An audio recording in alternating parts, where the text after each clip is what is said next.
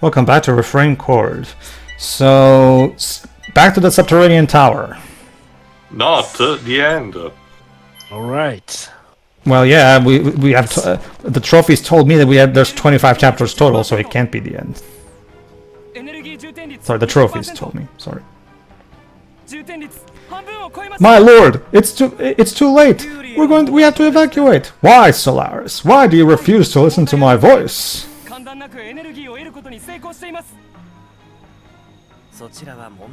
Good. Sorry. I'm surprised I can see that with this hood over my eyes. We've surpassed the previous limits. Listen, that's at 100%. Shut up.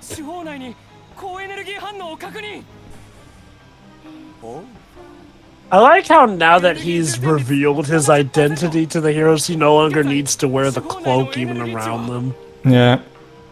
It's like that. It's like Joa pointed out. That cloak was just didn't make any sense narratively, and clearly was only put in there for the sake of hiding the twist. Even though the game still did an obnoxiously terrible job hiding the twist. Excellent. They won't notice anyway.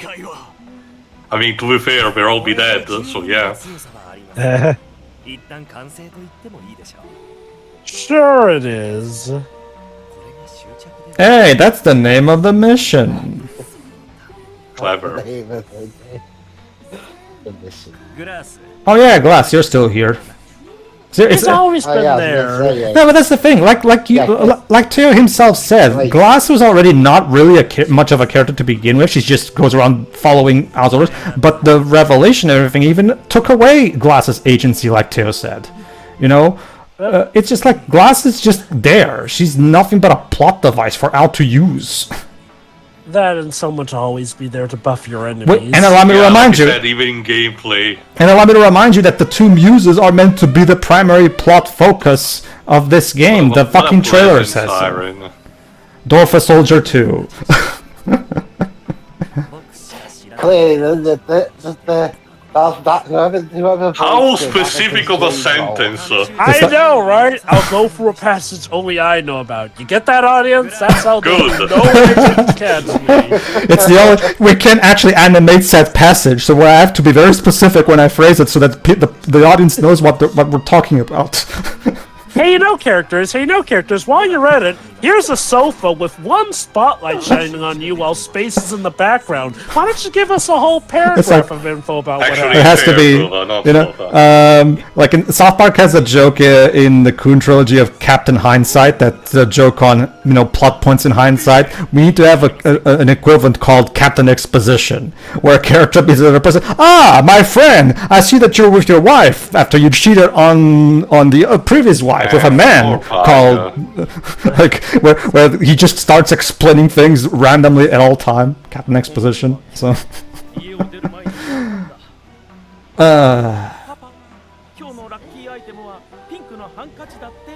How specific too? Huh. This is weird. Can I have a time, please? get a 4. Go to 4. Also, Drova, it's like that clip from a Second Ace Ventura movie. This is weird! Alright, I'm there. I'm at 4. Just wait a few seconds. Alright, and click. Anyway, yeah, blah blah blah. Can we move on from the pink handkerchief, please? Again, he's trying to showcase that Paiga still cares about the family and everything. But the pink handkerchief is important.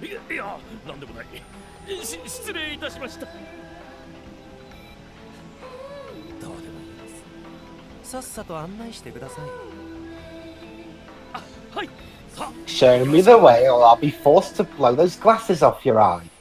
You wouldn't try to hit someone with glasses, wouldn't you? I would. Meanwhile, our heroes are still here.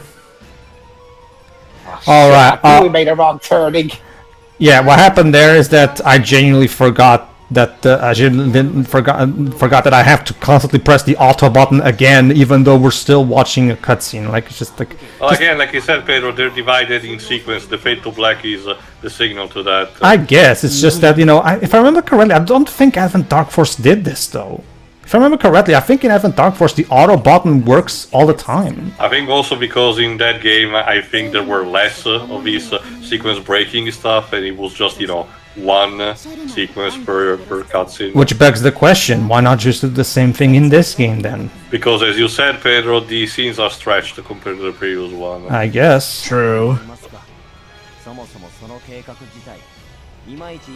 Don't worry, Sherman. Don't worry, No. I'm sure Bernard will eventually explain it in elaborate anime villain detail. Of course. And then he'll get stabbed by Rock. Yeah, the way the story is building up, it makes you wonder that Bernard is gonna get backstabbed by Al any second now. Which would be hilarious, because that would mean he is maybe not 4 for 4 since he was living disgraced in the evil goddess route, but still though.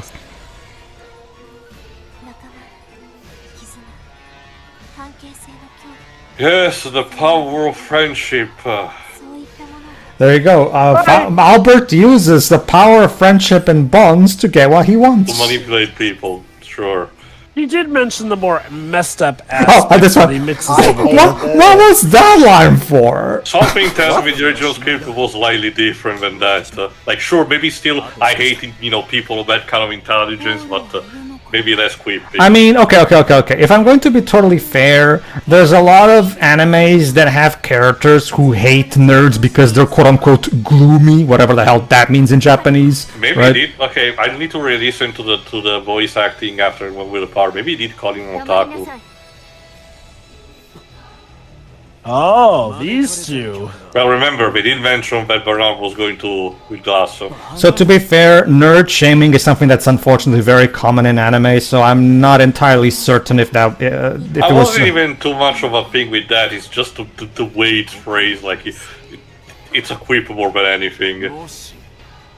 Admittedly, an otaku can also be considered somebody who has Oh. a deep obsession with something, so... Good one, Apollonius. Oh, yeah, you're outnumbered and outgunned. Oh, you mean kind of like how Al was outnumbered and outgunned, and yet you guys did absolutely nothing? Like, all of us commented on Maybe it? mentioned because Bernard was present too. But again, I don't understand the confidence because he's still supposedly at the high level as before. Yeah, in fact, Bernard was the main reason we didn't attack Al, so... I guess now that we've had our rousing speeches, now we're more confident. That is true, but like I said in that part, Bernard only came in the latter part of that conversation. There was a good period of time where they could have attacked Al on his own. Oh, I know, I pointed that out. Yeah, so like it's just one of But you those. see, Pedro, he was in the background. It's just the audience who were not seeing. Ah, of course. Of course. That makes sense. All Here right, he so comes. let's fight. So, if I remember correct, this is another battle that we're supposed to lose. If I remember correctly. Oh, never mind. Never mind. Taylor. We can win this one. Okay. Well, to be fair, okay. To this game's credit, it's only like a 2 or 3. Unlike Yeah, like he said, it's a second improvement over Dark Force. We considerably toned them down. So. Oh man, Advent Dark Force had so boner many for of those that, sequences. Like, I get it. We're supposed to show that it can be hopeless, but Jesus, the thing loses its luster when you do it ad nauseum. Yeah. Like, okay, look, it's one thing to do this in, you know, a movie, anime, or TV show. But in a video game? Well, I think I mentioned that during Advent Dark Force, Jova, but also for comparison, Eternal Sonata does that once. And only once near the beginning of the game, which is very logical that it will be very low level. So, yeah, it's also a matter of execution. That too, yeah. Like, and again, look, like, there's a fight in Kingdom Hearts early on where they expect you to lose, but hey, if you want to, you can actually win. That's a nice touch there too. Mm-hmm. I mean, you can date this kind of thing all the way back to Final Fantasy II, and by that I mean the actual Final Fantasy II. Yeah, the way the game literally starts. The game literally starts with your main characters fighting a hopeless Black battle Knights, that you cannot possibly win, to show, because the game, the way the story starts is that they get knocked out and saved by the Empire. So not the Empire, the Resistance. Sorry. Yeah, close enough. Well, Yes, well, of course, it's the Empire that saves the no, day. it's because Jova. No, it's because Jova. The plot of Final Fantasy II is literally A New Hope. That's the thing. Yes. You know how we talked about how Final Fantasy can't stop taking things from Star Wars. Final Fantasy II is the pinnacle of that, where Sakaguchi literally rips off A New Hope with that Like, game. the main enemy is literally the Emperor and everything. Well, not just that, Jova. A leader plot point early on is to destroy the super weapon of the enemy called the Dreadnought. Using an airship in Star Wars by what? Tossing a special magic torch in the engine. Yep. Yeah. It's literally A New Hope. You might know that because Kingsglaive actually referenced that. Yeah. If I recall correctly, Final Fantasy II is probably the most blatant of the Star Wars takes from Yes. Okay. Arsenal. Yes, people have contested that 12 also come close, but I beg to disagree on that. So yeah, that's probably same. 12 is technically the closest. Anyway, actually, I remember what I was gonna say. Sorry, 2, sorry, my bad. I remember what I was gonna say. To be fair to, and I just skipped it in fact. To be fair to, while Fleur doesn't have Fair Eyes animation, she has singing animations. So. Oh, well, I do get it. You know, she has. It's a new gimmick introduced for the game and everything. I think it would have been cool. If, as a concept of also her character evolving and everything, after Al's, betrayal and abandonment, she does develop the ability to Fair Eyes on her own, and she combines that with her singing, because you're late into the game and gives you this boost power up. I mean, I guess, but who would be her fairy though? The microphone, as you said, similar. Oh, to be fair, true. No, it doesn't know how to Fair Eyes. That is true. I mean, that would be even worse than Sui in my eyes, though, because at least Sui is a living creature. Like a fairy that's just an inanimate object would be, in my opinion, the worst fairy. I'm on the assumption that Noe could also Fair Eyes, but he cannot. So there's that. No. Noe doesn't have a fairy. Noe has a special fairy that was made by the Junone's people, but we're gonna talk about them later. Okay, to be fair, it wouldn't be the only time we've had like one person who's just one of their own. Oh no! Also, that's what I just said. Yeah. And to be fair, considering also how Fleur is like a homunculus, I guess it could give her a bit of special privileges over the other rest of the cast, which are just regular humans. Maybe I don't know. I'm just speculating something else to make her even more. So how's unique. that? So how's that, Bernard? You see, Bernard, we've leveled up enough in the story now to be able to beat you. With the power of teamwork, because we're very fancy heroes. I'm back. Bernard lost. I'm back. No, it's Everyone pointed even it's much more simple than that. Like you and I have discussed, we just have a bigger stick than the other guy. So yeah, like I said, the power of friendship speeches can only get you so far, unless you're Undertale. I've said it before and I'll say it again, the power of friendship is similar to the power of love. Yes, on paper it has grown to be something that people will sometimes joke about or roll their eyes at, but with the right execution, you can pull it off legit. Like Miracle Mask. But, I mean, to be fair, it works also well because that one doesn't necessarily involve fighting or leveling and everything. Sure, let me, I guess... I'm being mocked by children. I'm 20. Shut up. Oh, great! More Dorfa Soldier Free. Dorfa Soldiers. Dorfa Soldier. So we have Dorfa Soldier 2 and Dorfa Soldier Free. Got it. Not to be confused with Dorfa Soldier 69. I'll give Evan Dark Force credit. In hindsight, that joke about Thieves A, B, and C were somewhat on point. It's like an episode 1 of 100 Girlfriends. Like, I'm sure glad to have a last good memory of you, generic friend A. Okay. Alright, Robocop. So, do we have to play Dynasty Warriors with these people? No, Theo, that would require us implementing some kind of new gameplay mechanic into this game. Still having to defeat them in a big horde or something. Oh, in that case, I guess we just do that. I guess we just do that in the cutscene. Okay. The overall structure of this game is that you have usually one battle per chapter, as in main story-wise, I mean. At best, you'll get 2 but that's it. Some chapters have 2 battles instead of 1, but for the most part it's usually 1.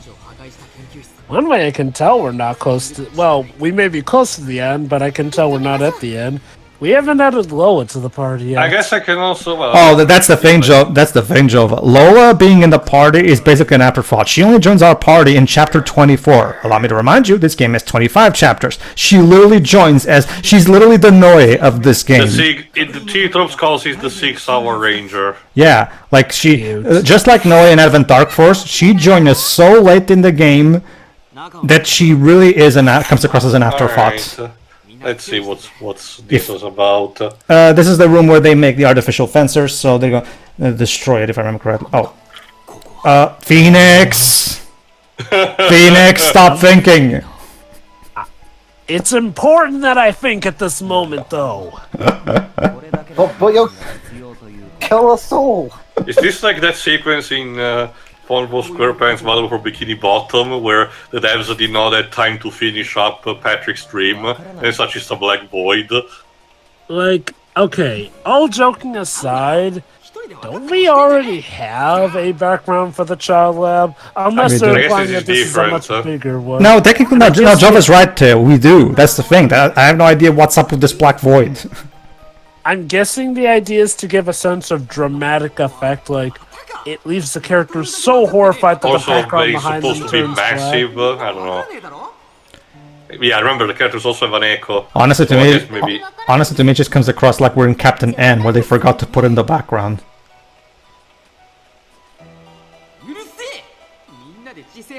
Shut up! merely pretending. Yeah.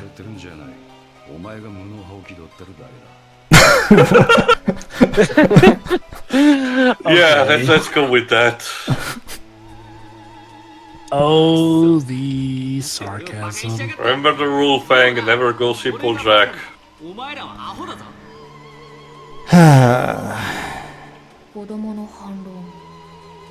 Damn. Spoken by the actual child.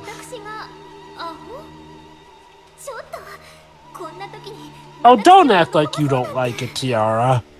Yeah, that's the other thing. Her fetish about being insulted is barely present in this game.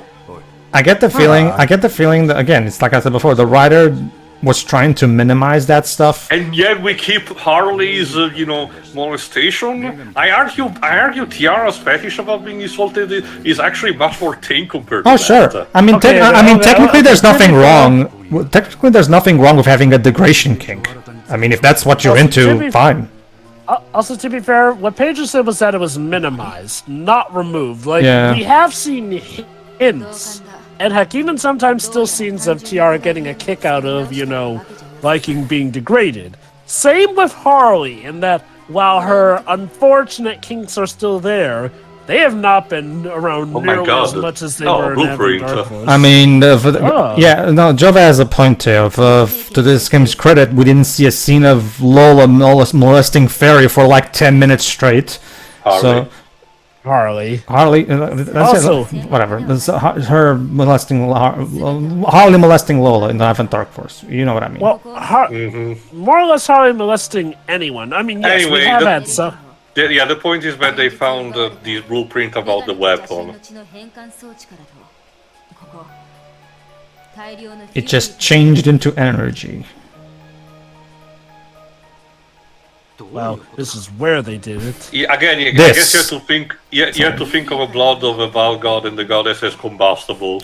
This Fang is the construct, but they recolored it to black instead of white, just for the sake of variety. Oh. To power up basically this cannon because it's apparently more powerful than one of the. Didn't we already establish this? I get the idea this is a new, super improved cannon. Oh yeah, no, it is. Go on. I thought the twist was going to be that Fang was trapped in a black void and these characters, they all take the shape of his friends, but they're all like hallucinations. Fragments of imagination. To try and break Fang's character. Pippin! To answer your question, Pedro, I get the idea it's a case that we already know, but the characters are now catching up. Also, Pippin. What do you mean, why? Like, he's insane. He's Coco for Cocoa Pops. Didn't that scene where he laughs maniacally, all that's left is like a mustache for him to twirl, didn't that hint to you that maybe he's crazy? Keeping stereotype is about, being chivalrous. So I get the idea he believes that, there has to be a methodology to the madness. Yeah. So, according to Fleur, in the past, he was a very kind man, although we never see this happen. Ryder. Well, hold on. We did see hints of that. Not to mention the fact that, as they mentioned, the reason why he went insane was because he was trapped, in the Val God and Goddess dimension, Pocket dimension for, an eternity. Yeah, like this. There you go. And God help me, I'm actually siding with Pippin on something, but admittedly, as we see in anime, just because someone cackles madly, and even though they may be insane, that doesn't erase the potential that they have for a motive in that regard. Because, again, someone can be crazy, but still have a goal in mind. Thanks, AJ. Once again, AJ proves to be the best character in the room. Okay, Vito's catchy because it's another occasion of someone telling a girl to actually, smile more, but I think the heart is a bit in a better place for this.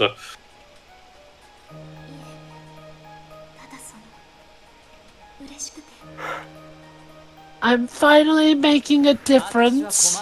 My name is Fleur and I'm fine. Oh, Fleur. Let's just hope she doesn't end up like Aerith. Well, okay, can you start by getting my arms out of this position? I've been in this position for like 5 years. The arthritis is killing you. Seriously? Actually, if anything, that previous pose that you were in before switching back was probably one of your more comfortable ones. Because at least you had your arms outstretched then. Alright, so we know what the bad guys are up to. Or do we? Chapter 21, Song of Daybreak. Yeah, wow, that was the background for the entire scene. Yep. Damn. Again, did the director of Cat and N take over? Like I said, for whatever good things I have to say about this game, I cannot deny it is the direct-to-video sequel to the original game's theatrical movie. Yeah. Just how much cheaper it is.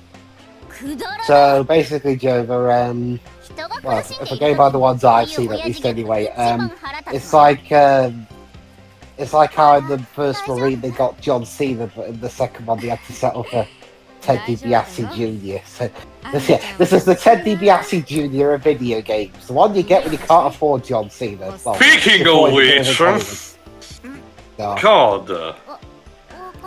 3, You're 2, really falling for this. 1. What did you do? Blown through here. Fan-tucking fast. That is surprisingly tame for Harley.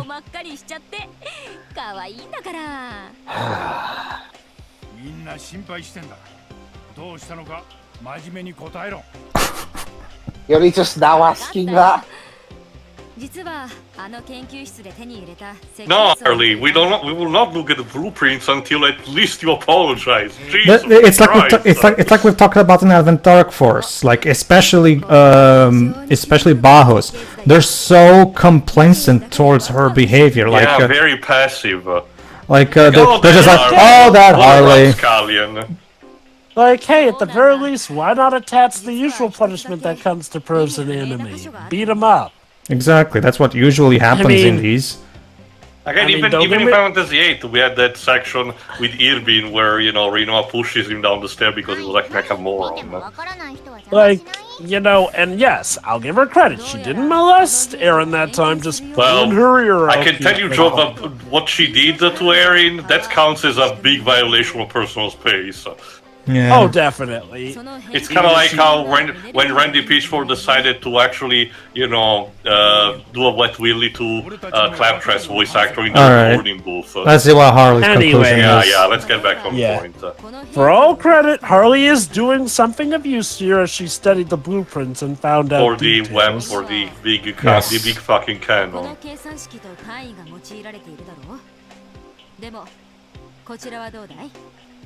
My god, it actually uses the metric system. Finally, someone with some common sense.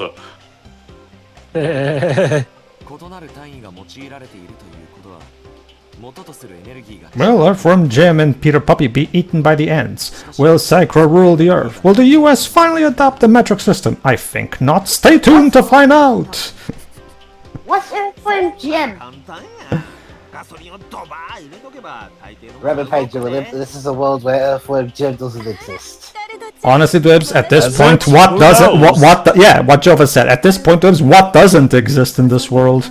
Again, they made a Ghostbuster reference in the first game. What doesn't exist? Any city outside of this one that we're in. Alright. Allegedly, there are. It's just when we don't see them. And don't forget, they've referenced Japan, like the actual Japan itself, and... Keep in mind, wait, you have cars now? We have a coach outside in! What kind of world has cars, but still has carriages? Also, wait, well, okay, to be fair, even in this world, we do have some people who still use carriages. Yeah, we still have... like literally today, I saw a carriage. I think it was today, or not, at least not too long ago. There was a carriage for a funeral.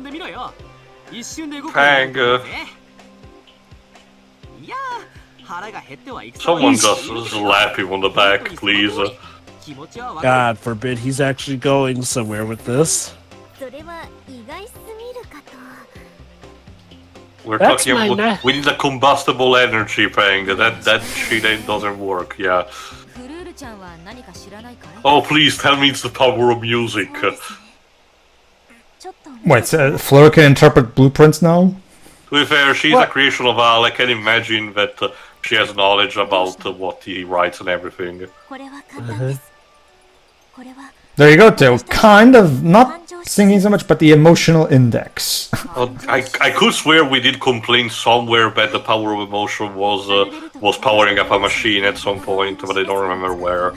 So well, here's an idea. Why don't we just get David Cage to spout emotions over and that'll stop the machine. See, Jova, because you answer your own question, because David Cage can only spout, but doesn't actually know what he's talking about. No.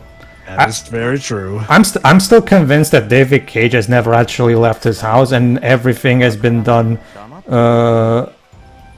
And everything that he does it only for, like, he flows from his house to his company, and that's it. I'm still convinced he hasn't actually interacted with people outside of the strictly necessary. Didn't he claim that he traveled to Detroit and making Detroit become human? Yeah, and I am the theory that he didn't talk to any actual Detroit people when he was there. He just... maybe Ari is about to explain. I had a question, but maybe Ari is about to explain.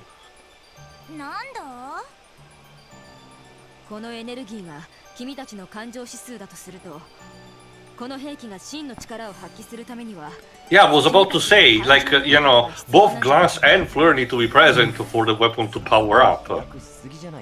Interesting. Well, to be fair, that's what Al said, that his main goal... True, but that is still weird, the fact that Al...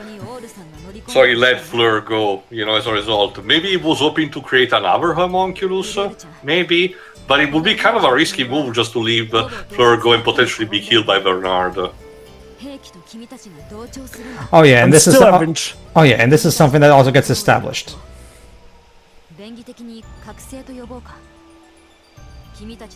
So, when are we getting the scene at the end where Fleur sacrifices herself to stop the weapon? She does not.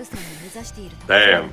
I'm actually surprised, since that seemed like such a big cue, but I wonder, maybe she gains emotions, but then the weapon becomes her new weapon or something like that, and they beat the final boss with it. It's like in Pokemon Live, the weapon becomes sentient and because of the emotions self-destructs. It's like I said before, Teo. This game's plot doesn't really have the balls to kill anyone. Well, okay, if I am to be I mean, fair, like I said, kind- if we want to counter what the whatever in Dark Force did with its 3 routes, as ballsy in killing the characters, I guess I'll take this still. like, again, my best guess is like they made this with the intent of letting the party stay intact, and yeah, pretty much. My problem too is that this is the other extreme. I mean, okay, look. Like you said, I think I mentioned this in one of the earlier parts, Pedro. Like, you weren't particularly caring about the characters anyway, so of course letting them alive was not going to change much. Go ahead, Jova, sorry.